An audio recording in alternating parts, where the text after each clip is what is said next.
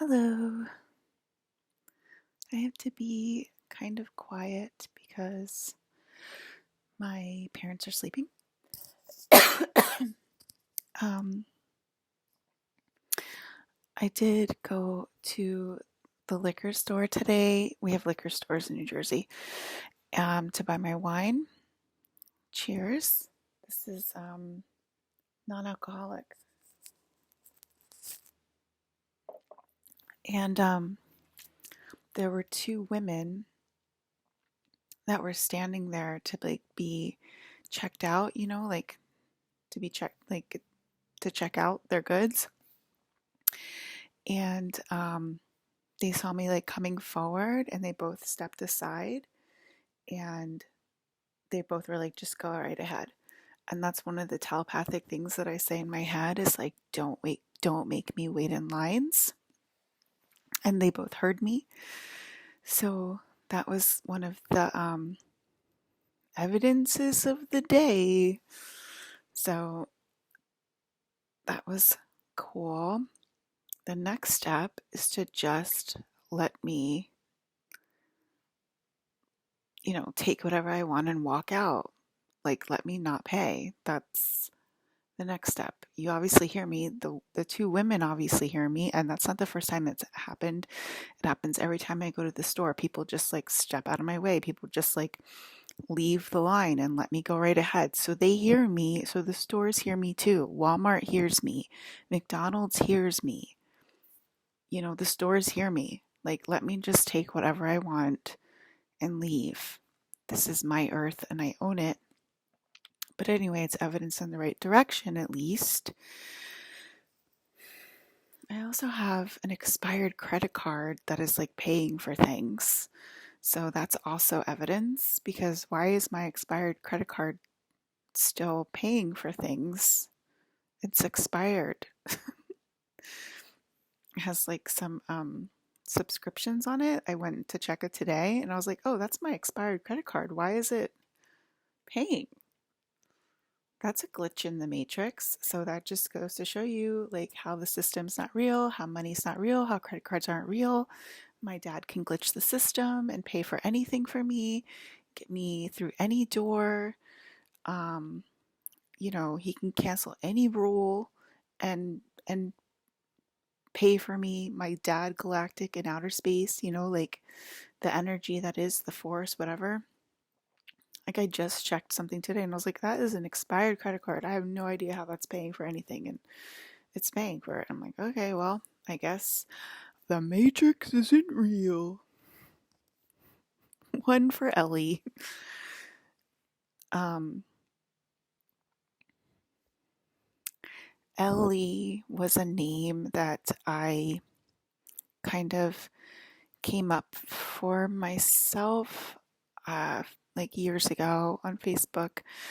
It was Elohim Lee, and it was El going forwards is Elohim, the angels, and then Lee going backwards is the dragon. It's heads and tails, and how they're the same thing. And it was El Lee, Lee, because I'm married to Brandon Lee. And so it was El Lee. And that was years ago on Facebook. And I just wrote a general Facebook post about it. And then El Lee started showing up, and we all know Ellie in Last of Us 2, but it's every single girl's name in the movie is Ellie. Ellie, Ellie, Ellie, Ellie, Ellie, Ellie, Ellie. So that's where they got it from me, the one molecule, Ellie. That's me. That's me, bitches. So, yeah, every single Ellie movie, all that money, that's my money. That's my money. So that's where it came from. I don't know if you need more description than that. Elohim is the angels, and Lee is a dragon. So Elohim is Archangel Michael. The statue where Archangel Michael's killing the dragon. That's both the sides of the same coin. They work together, but the Bible makes it seem we're only Elohim and we're not Lee, when we most definitely are Lee. So Lee is one of my family names. So we're aware of it because we're all that is. It's encrypted, the game is coded.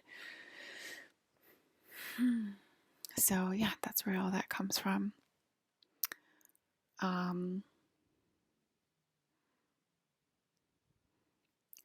don't know. I just was going to come on here to give that tiny little book report. Is there anything you want to talk about today? Kathmandu. Okay, so Kathmandu was where Grant Morrison went. He saw a documentary or something about these stairs in Kathmandu that you hold your breath and you run up these stairs and you get enlightenment from doing that. And him and his friend heard about it, and they went to Kathmandu and they ran up the stairs, and Grant Morrison got enlightenment from that, and you can look that up to hear his full encounter with enlightenment. And I don't need to go over all of that in my video. You can easily Google Grant Morrison enlightenment, Grant Morrison spiritual experience, Grant Morrison occult, and you can easily find that for yourself. You don't need me to do everything for you. So I watched that video and I said, I'm going to try to do that myself. And so I decided to practice first before I went to Kathmandu. And were you satanic at the time? No, I was not. I think I was always into magic and occultist, but I think I was still I wanted to know the truth. I wanted to know the truth. I wanted to know if Christianity was the truth. So I was willing to do anything to see the truth, basically. So I started practicing for Kathmandu. There was these stairs in Glendale, California, and I pretended that I was in Kathmandu, and I pretended that I was running up the stairs in Kathmandu, and I held my breath while running up the stairs. I was practicing for it, and maybe, I don't know how many, maybe 10 days into it. I don't know how many days into it, the practicing, but one day after doing that, it caused the event in my life. That's what they're saying to call it. It caused the event in my life, and it caused my timeline to shift into the enlightened timeline. That's what they're saying right now. It caused me to shift out of fate and into destiny just by my intention running up the stairs. And it wasn't actually necessary for me to go to Kathmandu, to travel, to get on a plane, to book a flight, to book a hotel. It wasn't necessary for me to do any of that to experience enlightenment. All it took was the intention and practicing a few times, and that opened the gateway to the enlightenment portal. Again, the destiny portal, which is always better than the fate manifestation of humankind. So that's what happened. That caused me to have this huge, crazy abundance experience. It was a huge, crazy abundance experience because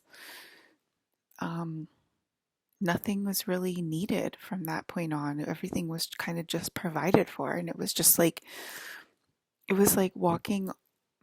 I mean, obviously, right? It was like walking on an enlightened path, but it was one step would turn gold, and the next step would turn gold, and the next step would turn gold, and the next step would turn gold. And it was kind of like that. Nothing I could do could knock me off of this golden path after that.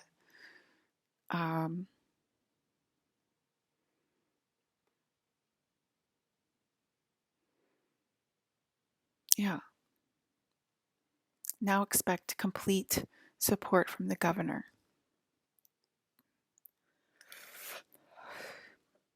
And maybe some free food. That's what I want. I want free food.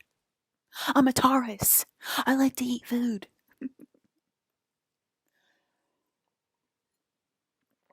My dad's cooking is phenomenal, and I've missed it. We're Italian, and I missed it for years. And to be able to eat my dad's food every single freaking day is a miracle in itself. And I am extremely grateful for that. And I'm extremely grateful to eat cheesesteaks and hoagies and pizza.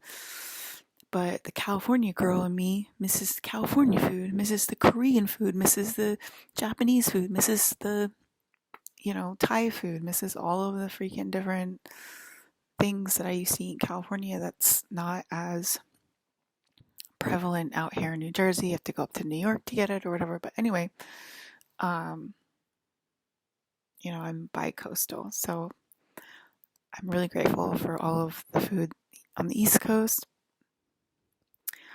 But I really miss my Korean rice cakes from Yumduk. Yeah.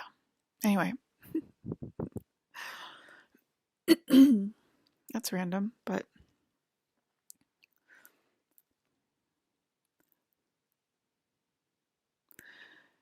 how fast did it take you to get through enlightenment? It's a long process. It took me, I was resistant. I was really scared. And if I wasn't resistant and if I wasn't scared and if I had me, which I did have my future self, I did have my future self looking back at me, helping me the whole way. But like, that's also hard to trust because she's a spirit. She's me, right? It's probably her, like me, right? And now I'm looking back at my old self through the veil and like coaching her during emergencies. But it would obviously be a lot better if like I could physically go back and help her along the way and calm her down and whatever. But it took me a long time because I was terrified for a long time. But the least terrified you are, the faster it goes.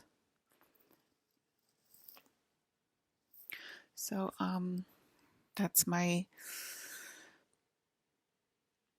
goal, is to make people not terrified of themselves so that we can move on and into the future as fast as possible.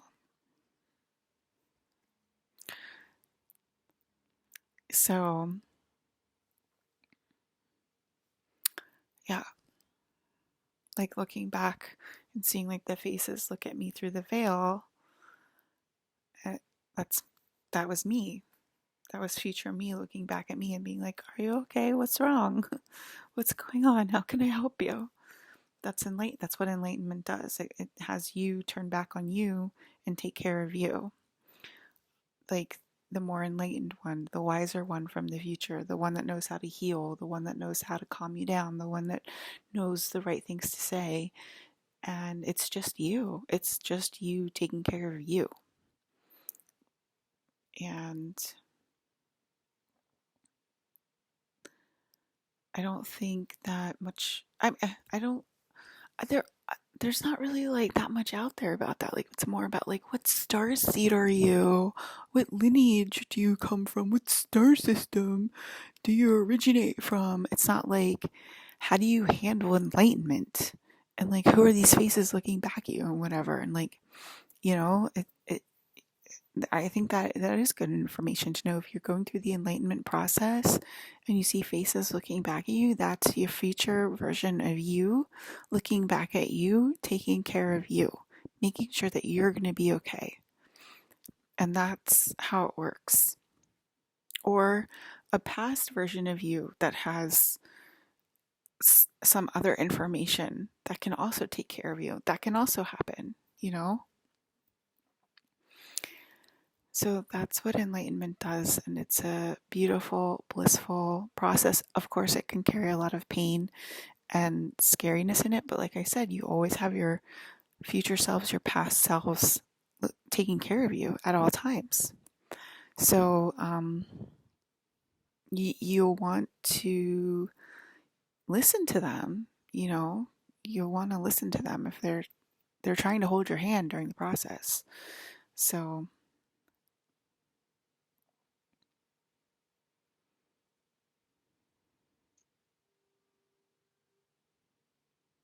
How old were you when you got enlightened?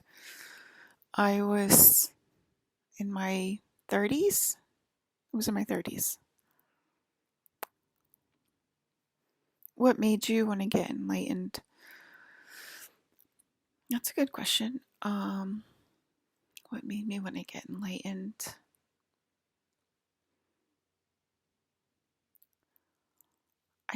Let's see. I was living in a very cold world, as probably many of you have or are experiencing now. And I wanted to know why that was. And I wanted to be close to God. And I was willing to do anything to get answers, I guess. I wasn't ready to live with this rhetoric that didn't bring me any answers, which was Christianity and going to church on Sunday, which never brought me peace. It never brought me any answers, like I said. Like it just never, I never felt complete. And so I studied everything I possibly could. I studied multiple religions. I studied conspiracy theories. I started studying Satanism. I started doing every process I could possibly do in order to bring myself peace. And I guess that internal guidance system led me astray in one way or another, because now I'm a ghost and I'm lonely and I'm sinking my teeth into that's what they're saying, and I'm channeling it, and then they stop channeling it. I guess they're I don't know what that was about. But see, they get embarrassed when I start channeling them. Isn't that funny?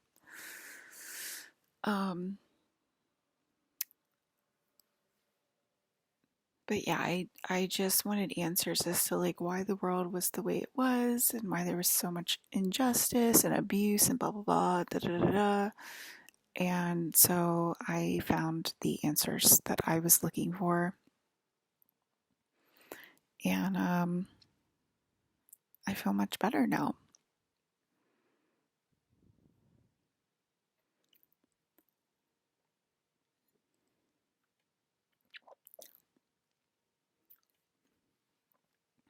I'm God.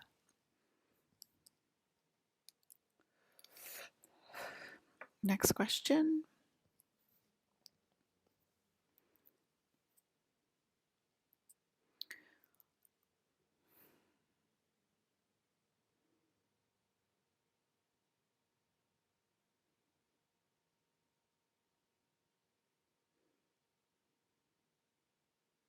Did you know you were Carol Ann? Like when you were watching Poltergeist, did you know you were Carol Ann? No.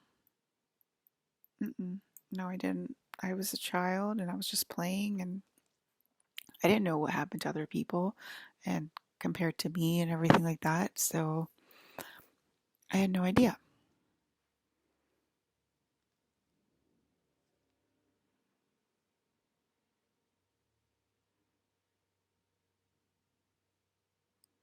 How did you find out there was no racism? When you find out you're a shapeshifter and then you can shape into any type of person in the world, doesn't matter what race it is, then you know there's no racism and everything's a play. And everything's a play and it's all choreographed. And it's like a perfect performance. So I think I said this before, but I'm more in the story mode now, and I'm used to like being more in like the outer space realm, and I don't like it as much, but whatever. It is what it is. Once you go into the outer space realm, then you know you can trust and you know you can come back into the story realm and participate in it because it's all scripted. So the shootings were scripted. Everything on Earth is scripted. It's all a play. All death is a play, and there is no death. What are the purpose of mass shootings or school shootings? Because, as I said, we live in like a cold society, a cold earth, that those things are meant to shock us, to awaken us, to bring us back to oneness, to bring us back to our warm hearted nature, to be more unconditionally loving, and to not take death or the matrix, which this is, it's a false matrix, so seriously. This is a false reality.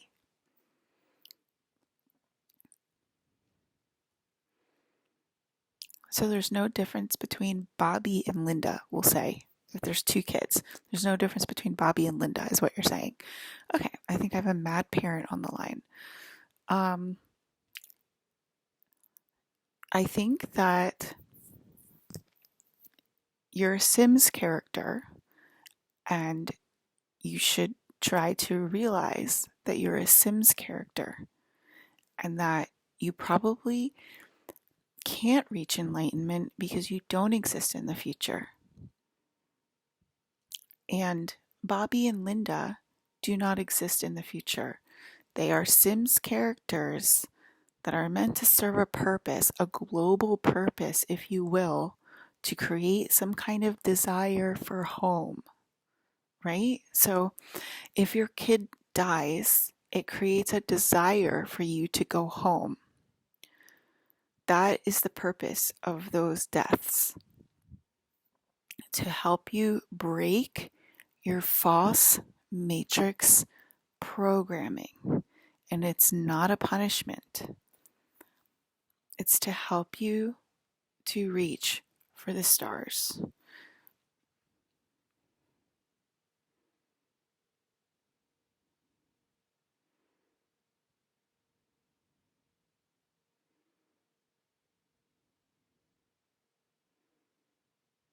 How many people on earth are there? One person.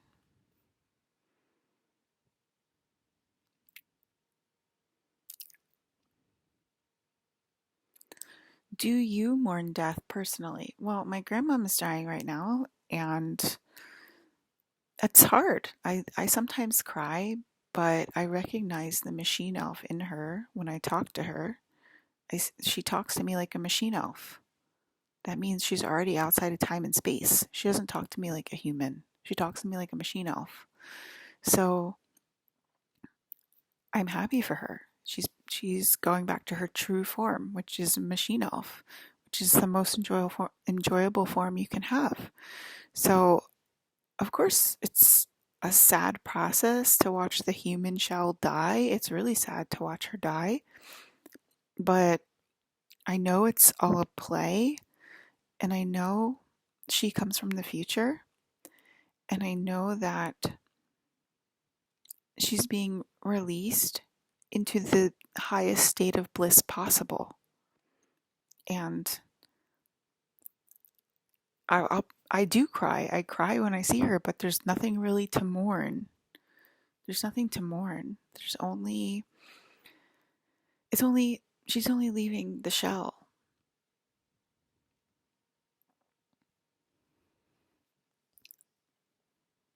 It's all the same energy.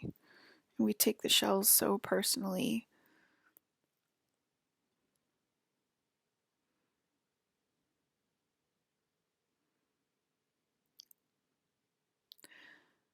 How old were you when you discovered that death wasn't real?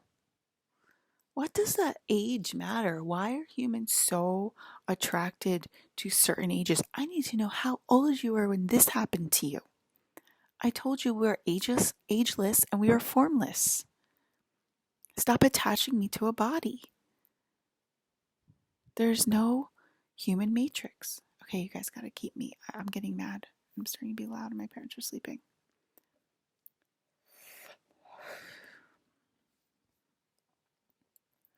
That is one great tip. If you're around people that constantly are from the old false matrix, that's the echo program.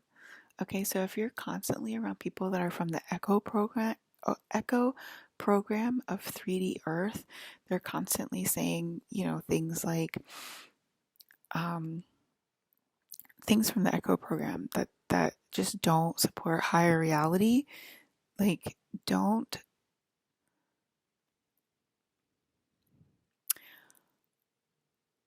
don't be around those people as much as you possibly can. Okay, like, retreat to the higher realms. Retreat to the higher realms. They have nothing to offer you if they're constantly acting like their husband's a narcissist or something like that. It's not conducive.